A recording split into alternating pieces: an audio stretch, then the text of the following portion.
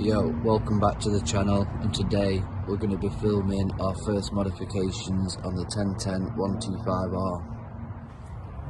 This is what we're going to be installing today. We've got a 125 engine dress up kit, and we've got a CNC gold oil cooler.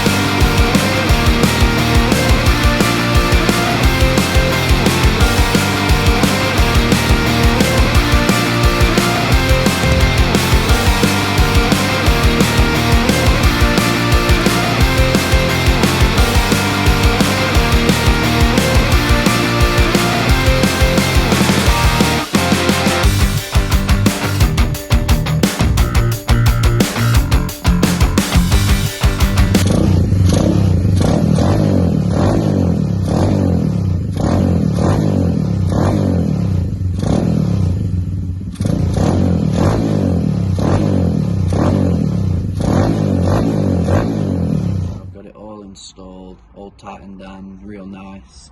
I put extra oil in it, and that'll do it for that video. Don't forget to like, comment and subscribe. See you all in the next one.